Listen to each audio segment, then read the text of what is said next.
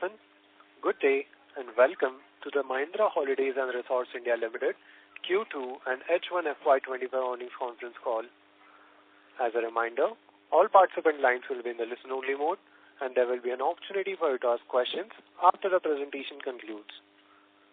Should you need assistance during the conference call, please signal an operator by pressing star then 0 on your touchtone phone. Please note that this conference is being recorded. I now hand the conference over to Mr. Manoj Bhatt, Managing Director and CEO. Thank you, and over to you, sir. Good afternoon, good evening, everyone, and a very warm welcome to our Q2 FY25 earnings calls. On the call with me today, I also have Mr. Vimal Agarwal, our CFO. You can find our quarterly results and investor presentation on the exchanges and on our company website. I hope you all have had a chance to go through them. Let me begin by talking about the overall environment. I think the overall environment continues to remain very positive. Industry level areas are trending at 7,000 rupees and the occupancy is at 61% as of August data. So clearly I think the industry continues to be in a strong place.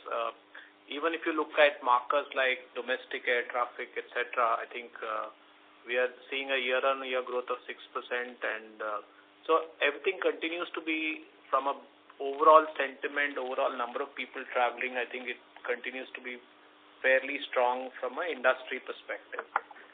Coming to our numbers, first let me talk about standalone numbers. I think the standalone numbers, our profit grew by 14% to rupees 47 crores. This is on the back of several initiatives.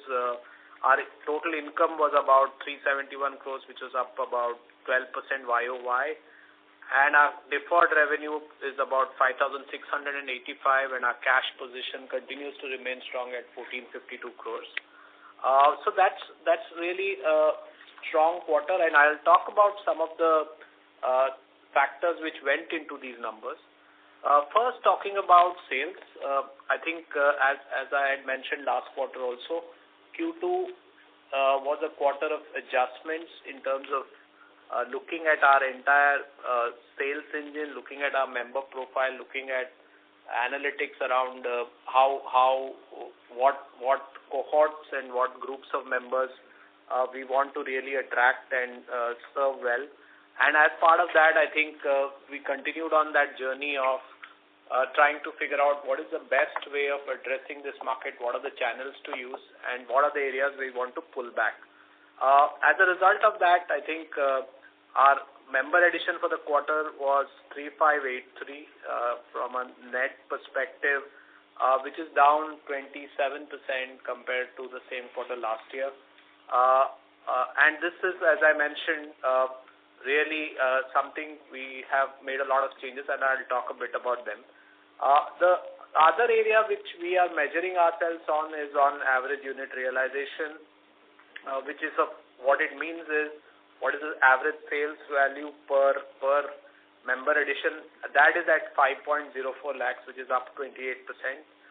Now this has come through various means, and let me talk about a few of them.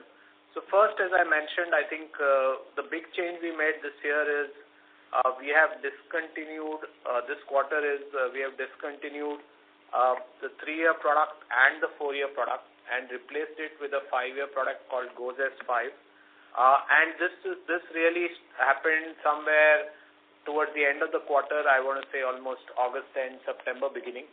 So that has had some impact in terms of just the positive benefit to AUR.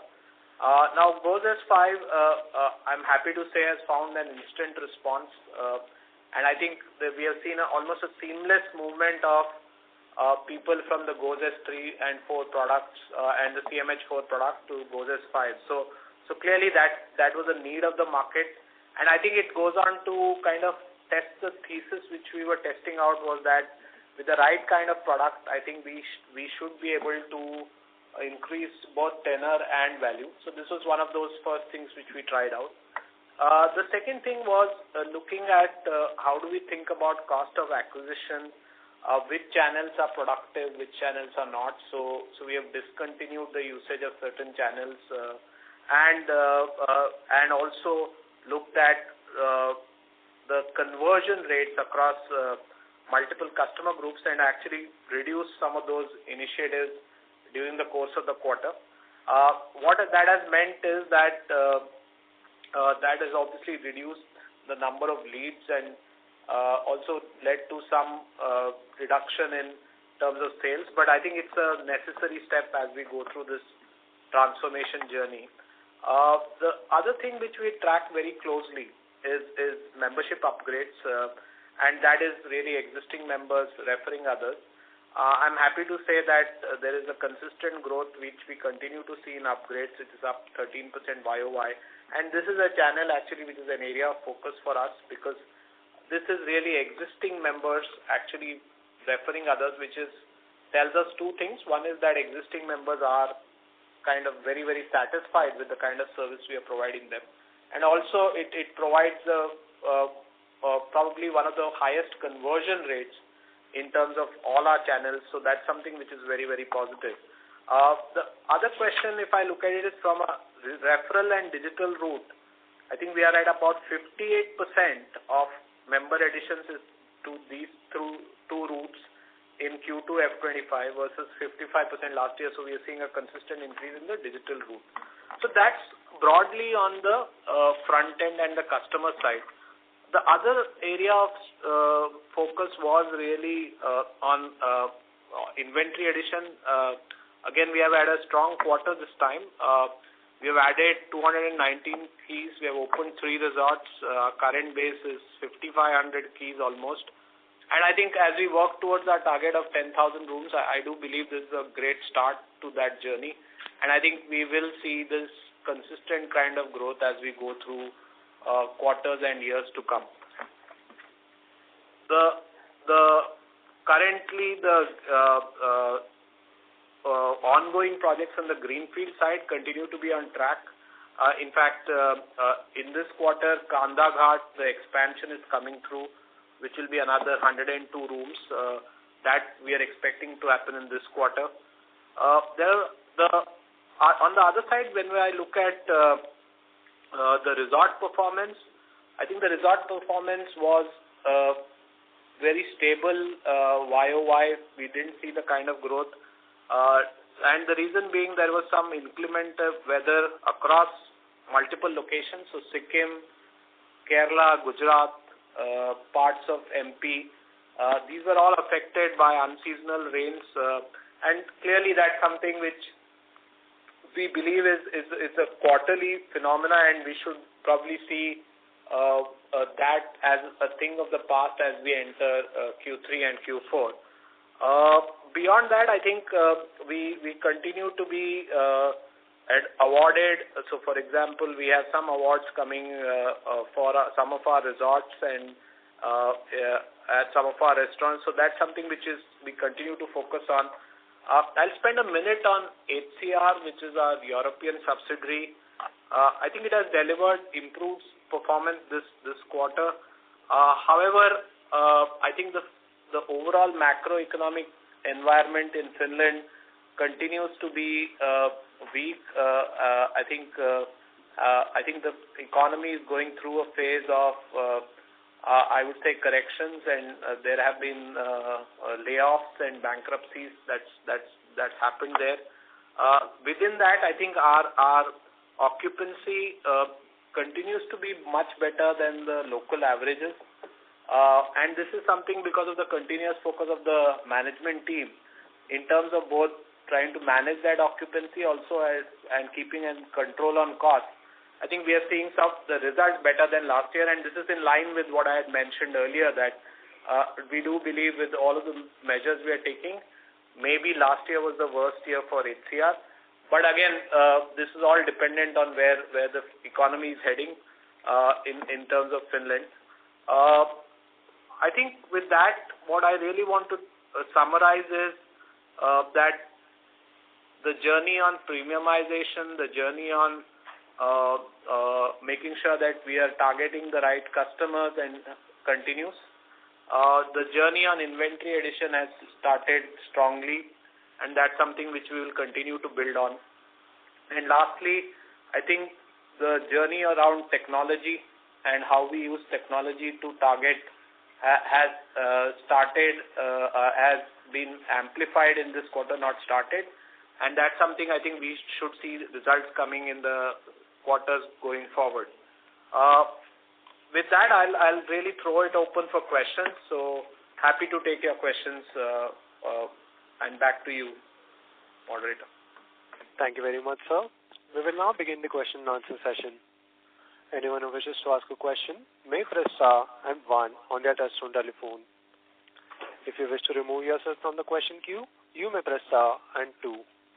Participants are requested to use handsets while asking a question. Ladies and gentlemen, we'll wait for a moment while the question queue assembles. Our first question is from the line of Sagar Tanna from Alchemy. Please go ahead. Thank you, sir, for the opening updates. Can you tell me by March 25 what is the number of inventory we will be sitting on, and in FY26 what is the basis the current visibility? What can be the inventory addition? So Sagar, let me give you some indicative view on this because inventory is a thing which you can't. It can slip by a month here or there at any point. So if I look at our overall journey of trying to add 5,000 rooms, I think we have visibility to close to about 65 to 70% of that today. And with that I mean we have identified properties or land parcels or work is in progress already, right? So that's a more longer term view. From a more short term perspective, I think our current plan, we are looking to see if we can in the first half, whatever we did, if I look at the second half, we are planning to add about 3 new resorts and with 1 expansion. And of course, any of this could slip a month or here or there, and that should take us to probably a net addition of anywhere between 550 to 600 rooms. That's the kind of range we are looking at this point. This is for the current year, right? Yeah. So March 24, we were at 5,300 odd rooms, and we will be closer to 5,900 odd rooms by March 25. Ballpark number. Yeah. And in 26, what is the addition expected, sir? As I said, that's something we will have to give visibility because a lot of these are dependent on external parties, on approvals and so on and so forth. So as we come closer to that, we will talk about it. But as I mentioned, if I take a longer term view, I think we have visibility to about 65 to 70% of our goal of 5,000 rooms to be added in the next 5 years. Got it. Thank you so much. Thank you. Our next question is from the line of Pankaj Kumar from Kotak Securities. Please go ahead. Yeah, thanks for taking my question.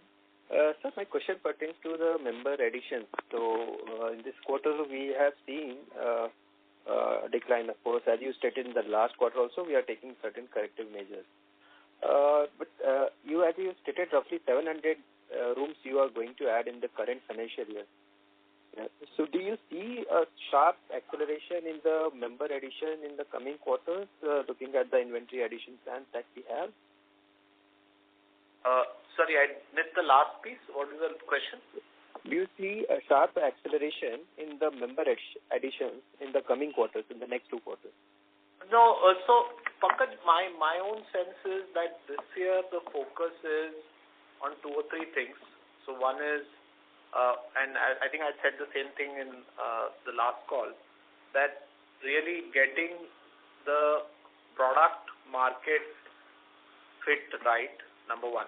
And by that I mean, so we are as part of our strategy, we are looking at changing our products as well, and that's something which will happen over the next 2 quarters. From a market perspective, I think there are markets we are exiting. There is potentially, we're looking at how to really think about it very differently in terms of channels. And I think from my perspective, the overall goal would be that we will try to be as close as possible from a value perspective to last year, but maybe not necessarily from a volume perspective. Okay. As you said, you would be exiting certain markets. So is it with reference to the cities that earlier you were looking at tier 3 cities or small cities where you were targeting new members? So is it in that direction or how? Yeah, so I think some of the places what we discovered is that while we might not have a presence in those, we were actually selling some of the plans there, and we could not do excellent after-sales service and manage the customer expectations. So where those are the markets we have said we'll pull back, and that's something which is happening as we speak, and some of it has already happened. Yeah. And sir, my second question pertains to your opening remarks where you talked about technology measures that you would be taking. So if you could explain more on that, what exactly we are going to do on the technology side. I think the first and foremost thing we are doing is really thinking about interventions from a customer area, and so that is about if you get a lead, how do you really make sure that what is the propensity to convert, right? I think that's one of the questions we are asking, which is about then using whatever data we have available, plus using some of the technologies through AI and other interventions to come up with what is the best possible way to convert a given lead. The second thing which I had mentioned last time was I think we have just completed the major phase of our customer insights in terms of what are the customer trends and who are our customers, where should we focus on. That's a separate large marketing research program which we are doing, and feeding those inputs in a technology fashion or in a technology enabled using technology, and then using that data to target the right kind of customer. So that the third thing is in terms of, if you think of customer inquiries, customer queries, booking recommendations, there's a whole plethora of customer experiences which we'll have to deliver better to our members. So that's the third area of focus. So those are the top 2 or 3 things which we are looking at. And the last one is from a resort perspective, how do we better use technology to identify member needs almost as much as on the spot, right? So as members come into the resorts, how can we use the available data we have and make it contextual to the person who's meeting the customer, and can you use that technology to sell or cross-sell experiences to that same customer. I think these are the 3-4 buckets we are working on. Thank you. Last question, if I may ask, that pertains to the member acquisition cost. So you said there's a more digital and referral that we are looking at. So how that member acquisition cost structure going to change? I believe earlier we used to have some 24-25% as the cost, member acquisition cost. I think it is, I don't want to give you the exact numbers because it's still work in progress, but it is starting to trend down. I think from our perspective, we have looked at the way we structure consumer offers and look at how do we look at the overall TCO and offer value to the customer. And so that journey has started. I mean, it has come down a couple of percentage points, I would say. But I think there is a longer part of the journey which I think we start covering ground more in Q3 and Q4 from a COA or a cost of acquisition perspective. Thank you, sir. Thank you. All the best. Thank you. Before we take our next question, we would like to remind participants that you may press star and 1 to ask a question. Our next question is on the line of Ankit Kanodia from Smart Sync Services. Please go ahead. Yeah. Thank you for taking my question. Sir, my first question is related to what we discussed in the last quarter Concall. So just to refresh your memory, at the outset, it is nice to see that you are re-looking at all the initiatives which were taken in the past and doing all the course correction. But one big elephant which is there in the room, which I think needs more attention and which I discussed in the last call as well, is to re-look at our acquisition of HCR, which we did about a decade ago, where we invested about 600 crores. And you mentioned that maybe in a quarter or so you will be in a position to share what the management has made of that. So any discussion on re-looking at HCR, whether we want to completely get out of it or do something about it, because it is more than 10 years now, or close to 10 years now, and we have not made any progress there in terms of any incremental ROE or incremental cash generation. That is my first question. So, Ankit, and sorry, if the communication came across, we will decide in a quarter. Probably it was probably wrong on my part if I have left that impression. But what I had said was that we will look at category A and B and C, which we did in M&M also. So I said that we will figure out the best way to go forward on this. The second thing which I had said was that it will not continue to be an incremental drag on our numbers, and the worst is over. The third is I had said that we are not close to any possibility, but we will consider all the conditions around that, and that includes our ability to improve performance there. And that, I'm sorry if it came across as a quarter or so, but it will take a longer time, and it is not going to be something which is immediate. Because you must understand these are what is happening in Finland. If you look at the same company had an EBITDA of $12 million about 5 to 6 years back, or the EBIT, I'm sorry, not EBITDA. And so there is a set of conditions which is causing this today. I think it is, and I think the question is, do we take decisions at the bottom of the cycle, or do we take decisions when I think they are more evenly balanced? And that's something which is a call we'll have to make on this. Sure, sir. So that really explains a lot. So my next question is related to what you mentioned for the current quarter. I mean, we have replaced our 2-year and 4-year products with the 5-year product. But strategically, how do we look at member acquisition in that aspect? I think our focus remains still to get more and more members for 25-year product, or we are equally rooting for the 5-year product? Or if our focus is 25-year product, why is the 5-year product?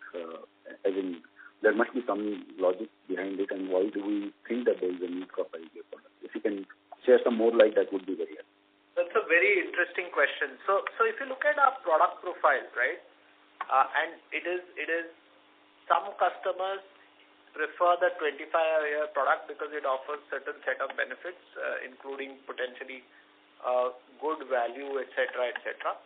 And there is another set of customers who are not willing to commit for a longer term. But what we have seen is that one of the reasons, for example, our upgrades are on a good cycle, etc., is once they experience the product, we have seen people trending up. So right now what we said is that the 3-year product and the 4-year product, I think we said that what is the minimum level product we would like in our portfolio, and that's the 5-year product, which is, I would say, almost like a introductory product or a sampling product for people to experience our offering. Then we have the 10-year product and the 15-year product and the 25-year product. That's our current portfolio. If I look at trends in member addition, I think compared to last year, the 25-year product is marginally down. The 15-year product is strongly up. The 10-year product is probably give or take the same. And the 5-year product has replaced the 3 and 4 year kind of space, right? So what it seems to indicate is there is a market for each of these product offerings. Having said that, one of the things we are doing this quarter is doing a comprehensive review of product structure, because even within this, we have points-based products as well as nights-based products. And so I think we are looking at that structure also. But the short answer for your question is, what we are finding is you will see people who are more happier buying a 25-year product, and you will see people who are more happier buying a 5-year product. Got it. No, that was very helpful, sir. So my next question is related to the receivables which we have on our annual reports over the years. So we don't give any breakup in terms of how much of that receivable is because of the use of the vacation ownership income or pricing, or how much is due to the annual subscription fee dues. The reason I'm asking this question is that I'm assuming there would be a section of our members who would have probably subscribed to the membership or vacation ownership, but probably are for various reasons are not using our property. So they are probably not incentivized enough to make the payment, because they might be thinking that I'm not using the property, so why do I need to pay the ASF every year? So if you can just provide that kind of detail, maybe in your quarterly presentation or annual report, whatever works with you, that would be very helpful, sir. We'll look at that definitely, Ankit, but I don't know whether that will actually get you to where you want to be in terms of, does that indicate the number of people? I don't think there's a big correlation there. Because if you see what we have seen, member behavior is, there are sometimes, the number one reason where people do not stop paying, let's say, ASF, is because they were unable to holiday because of availability issues, right? So that's the first fix we are trying to do. So there is more inventory coming, and I think member additions are anyway slowing down because of our focus on what we are trying to do, which I've explained at the beginning of the call. The second is that there is a life stage thing, that what we have seen is there are certain kind of life stages where there is heavy usage of our product, and then typically, for example, as the kids grow up, I think there is a phase where members stop coming, and then they start coming in again after a few years, and when they come again, and that's when we start paying the ASF. So we are seeing all sort of kind of permutations and combinations. From a financial perspective, we do look at how do we provide for this adequately in line with the Ind AS accounting standards. So we don't expect any financial impact of this, if that was a kind of question. But overall, but we'll examine and see if there's any logical way to present this which makes sense. But that's something we look at. Yeah. Done. Thank you so much. And one last question from my side. Since when we started, we were predominantly a 25-year, or maybe even we had a 30-year product at one stage. So there would be a lot of members who would probably, I'm talking about the early members, maybe from 96 to 2006, maybe, who would have retired or who would be retiring now. Is that a big amount, as in big number, or it's a very small number? The reason I'm asking this is because that gives you an advantage, right? Because all those members going out allows you to sell that membership to new members at an inflation-adjusted price. So just wanted to have... Ankit, I had addressed this last time about this financial year, and maybe even going forward in the near term, it will be about 6,000 a year is what I had mentioned last time. And I'm fully aware and about what you're saying in terms of the cost out, or rather the revenue out and the revenue in, there's a order of magnitude difference. So that is a positive. But our effort really is that if we can retain these retiring members with some sort of a proposition, and that's one more thing we are working on, because ideally, while the financials, obviously, whatever you're saying is right, but I think what is right from our perspective is that we want those loyal customers to continue with us, and that's something we'll have to work on. Right. If I may squeeze in just one last question. The two new in Horizon and RCI exchange program, which I think we basically started doing it more actively after the COVID.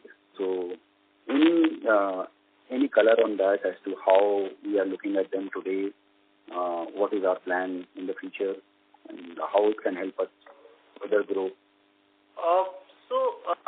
Both those programs, I think what we are seeing is that the member involvement or offtake on, let me talk about RCI, is something which is lower, and frankly I think that's something we'll get into, because it's probably not the highest on the list of priorities from as we have defined it, but we'll get to it in the course of the next couple of quarters. Horizon program, we had actually scaled it down a bit as we moved out of the COVID wave. But it still is a pretty large program in terms of the number of room nights. For example, this particular quarter also about 4,000 odd room nights went, but that has come down from where it was last year, because I think as we have seen these other kinds of travel, and we have pulled back some of the parts of the program which are not so kind of remunerative to us. Got it, sir. Thank you so much for the detailed answer, and wish you all the best. Thank you. Thank you, Ankit. Thank you. A reminder to our participants that you may press star and 1 to ask a question. Our next question is from the line of Prashant Kshirsagar from Unived Corporate Research Private Limited. Please go ahead. Thanks for taking my question. Hello.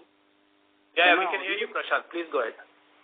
I just want to ask you a bookkeeping question. I just wanted to ask you, what is the capital expenditure program for this fiscal, and how much of it has been spent out till date?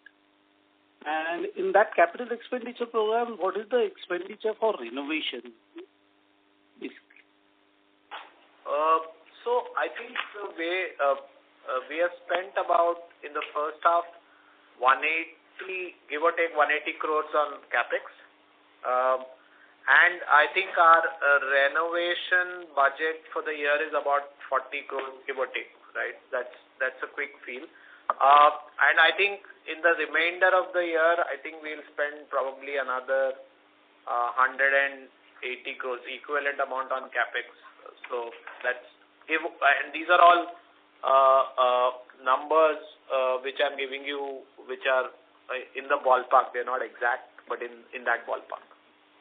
So can you share any number for fiscal 26, FY26? We will keep increasing it, because it is linked back to the question I mentioned about inventory, which I think some other gentleman had asked that what is your F26 plan. So it is kind of directly linked to that, and that we'll share somewhere towards the end of the financial year as we look into next year. But giving you a broad sense, I think it will be higher than this year is what we are looking at. Yeah. And in the renovation capex, which resorts are getting renovated by? If you can share with us the details. I think we are renovating plenty of resorts actually, and in fact, let me spend a minute on that. One of the things is we are looking at how do we move the resort infrastructure quality up, and that is another initiative from a resort perspective. I think we started that in Q2, and I think that should pick up pace. But we are looking at multiple resorts. The way we are doing it is we are not doing a full resort shutdown. We are picking up blocks and going segment by segment and upgrading rooms and public areas as well as things like MEP as required. So would that mean in the renovation, the furniture of the rooms also will be changed? Or because in some resorts of yours, they have become quite old, and it's not that they have broken or something, but just a feel that wow effect has gone in from the resort actually. Prashant, thank you for the feedback. Why don't you send me an email of what these resorts are, and definitely that's part of the program, but would be happy to take direct feedback on an email if you have my email ID. Yeah, sure. That's the reason for asking these questions. Yeah. Anyway, thanks a lot. My questions have been answered. Thanks. Yeah. Thank you. Our next question is from the line of Sukant Garg from Equival Research Private Limited. Please go ahead. Hi. Thanks for giving me the chance. So my first question would be, how much is the average cash spent or average revenue per customer while a customer is on a vacation? Do you have the data? We do have the data, but it's not in public domain, and that's competitive, so we were not going to share it. Okay. And, okay, fine. Can you tell me what is the rate of growth in the deferred revenue pool? Because I assume it is declining from FY24 to FY25. And being in a timeshare business, I believe that is one of the most important aspects. No, I think it's not gone down for sure, and I think it... Sorry, deferred revenue. Yeah, so it's on the slide 7. From FY24 to FY25, the addition is right now is about 90. So I think 2-3 things, right? So deferred revenue has not gone down, right? Okay. The deferred revenue balance has gone up. No, it's about the rate of growth. The growth rate has been gone up. Obviously, we have spoken a lot about member additions, right? Yes. And that's kind of correlated directly with this. Yeah, I agree to that. But, I am asking from a timeshare perspective because we are in a timeshare business and, it's not about member addition only. It is about the upgrades happening or, it is about many other things where we can increase the deferred revenue because in a timeshare business, when a deferred revenue growth is decreasing, then it will be a kind of concern, right? Sorry, I didn't understand. When you say deferred revenue will increase during the lifetime of the member, what were you referring to? I am saying the deferred revenue pool, if the rate of growth in the deferred revenue pool is not increasing at that much, then it will be a concern for with the member addition, as I mentioned. But I think I thought you were saying there are other factors which will impact deferred revenue. Yes. So I am saying that there would be other factors like, upgrades and all those things through which these deferred revenue pool can be maintained. So if you look at upgrade, and I spoke about it in the beginning. So see, all the components of the deferred revenue pool I've spoken about, right? I spoke about member addition. I spoke about AOR. I spoke about value of net sales. And I spoke about upgrades in the beginning, opening statement as well as... So all of that kind of contribute to deferred revenue. And as I said, I am agreeing with you that the pace of growth is slowing down because the member addition, as I mentioned earlier, is not just a volume game. I think it's a volume and value game which we are playing. Okay.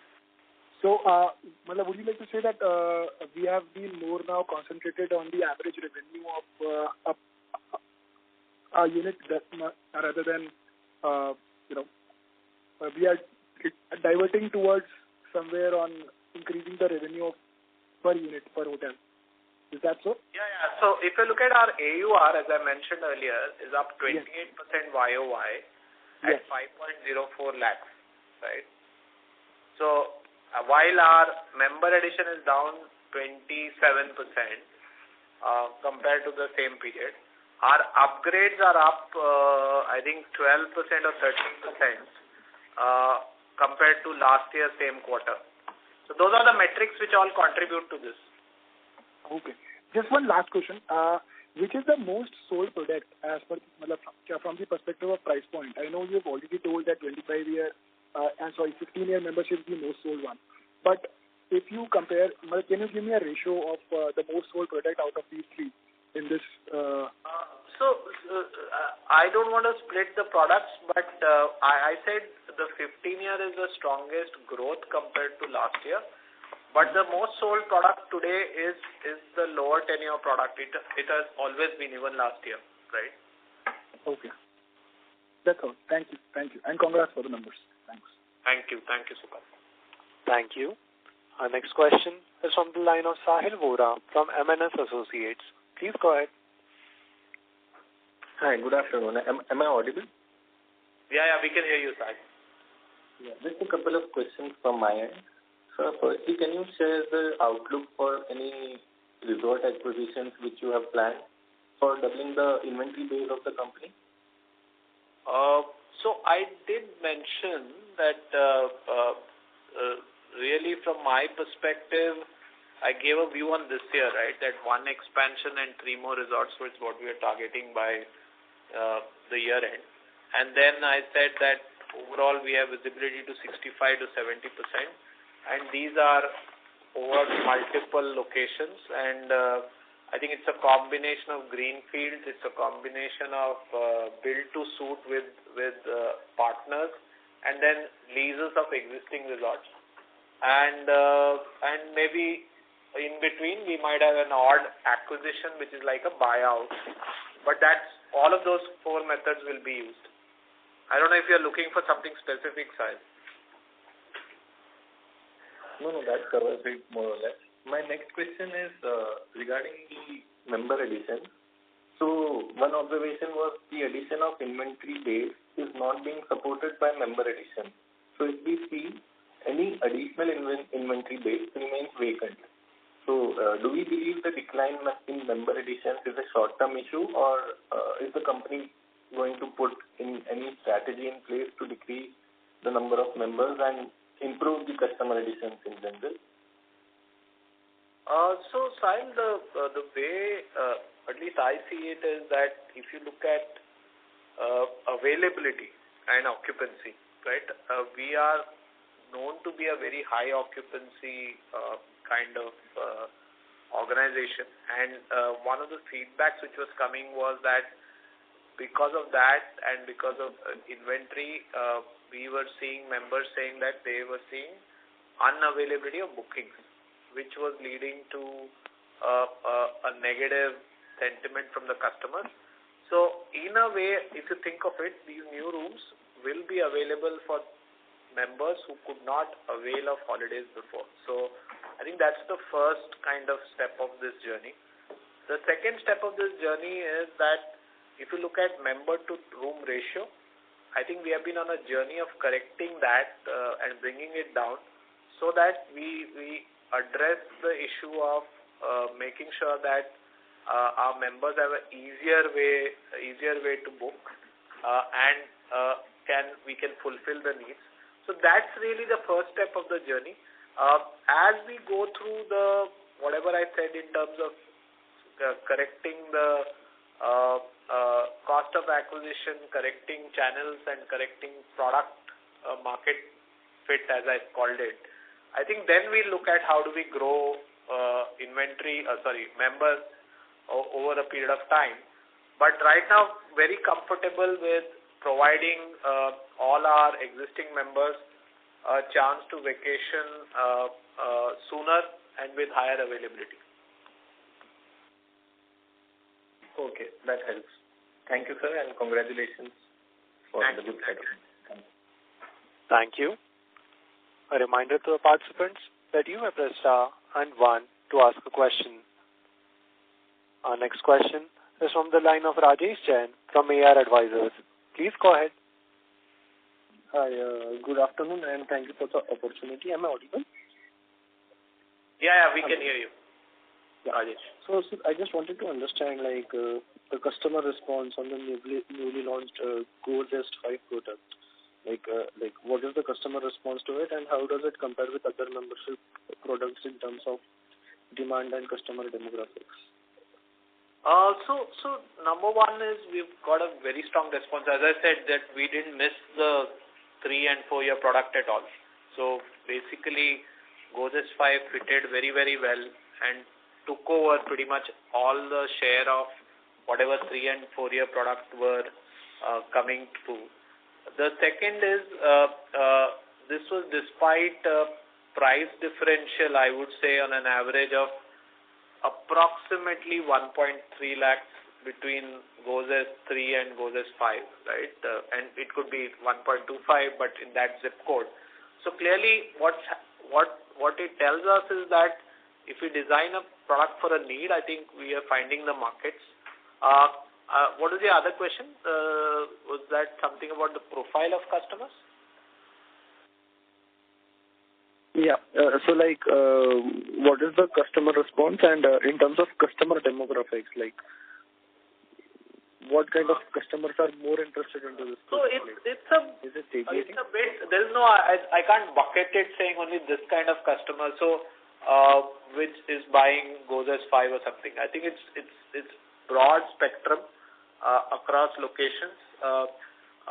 But if you look at typically, I would think people who generally want to try it out first is probably where I would put the biggest customer need from Gozes 5 perspective.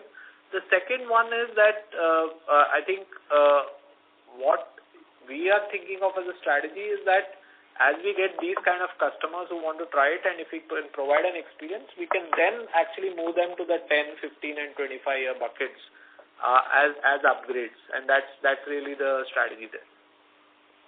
Got it, sir. Understood. And one more thing that I wanted to understand is on your HCR segment performance. So, revenue dropped while EBITDA was positive, but PAT was declining as well. So, is the future outlook on the what is the future outlook on the same? Do we see them increasing and having a greater impact on our consolidated PAT, or what? Vimal, why don't you pick that PAT? Actually, if you look at the segment level FCRO, so far as the timeshare business is concerned, we are doing well and ahead of our last year performance. You will see some decline so far as our resort spend or say resort and spa spend is concerned. That is primarily reflective of two things. One is the Russia-Ukraine war, and therefore the incoming tourist within Finland resort has gone down, which we hope will improve as we progress during the year. The second one is the Finland economy is down. We expect that to start improving because, for example, inflation is down versus last quarter. As of now, the spend per person visiting our resort is down, but hopefully that will also start turning positively. Important point to note, so far as FCRO performance is concerned, our costs are pretty much in control. In fact, there is reduction in cost which we are seeing to ensure that we don't see any downside so far as FCRO performance is concerned on a long-term basis. Okay. Got it, sir. Thank you. That was all what I wanted to ask. Thank you. Ladies and gentlemen, in the interest of time, our last question is from the line of Ankit Kanodia from Smart Sync Services. Please go ahead. Yeah. Thank you so much for allowing me a follow-up. Just correct me if I'm wrong. I look at our resort income and specifically growth in resort income to kind of gauge as to how many members or how members are basically using our resorts. So there are three components to our revenues. One is the vacation ownership income, which has a lot of components, which is also from the past, right? And then there is ASF, which again, even if a member is not probably using our resort, he'll end up paying it because that is a condition in the agreement. But resort income basically clearly shows that how many members or are our members actually using our resort and spending in resort activities and F&B and all the other things. But I'm not sure why this number, resort income, has been growing at a very low single digit. In fact, if you look at current quarter, it has been almost flat. Can you give some color on that? Yeah, so if you look at, and a great point, Ankit, and I think your understanding of the company is very accurate. So if you look at resort income, there are 2 or 3 factors here, right? So one is, obviously we lost some room nights, etc., due to inclement weather. So that's one. Second is that we have reduced F&B costs, or rather charges, across our resorts, and this is a way for us to see if we, and this is an experiment we are running for a limited period to see if that would improve overall adoption. Because one of the customer feedback which was coming consistently was that that is one area they would like us to respond to them in terms of having a more balanced cost to them, and that's something which we have done in quarter 2.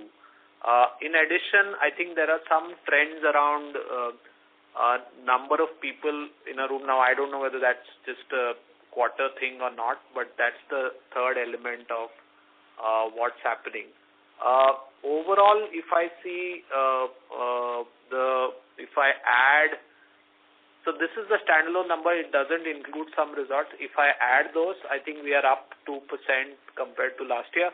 But the point still remains that I think the combination of these 2-3 things, we should have been ideally higher, much higher than the 2%.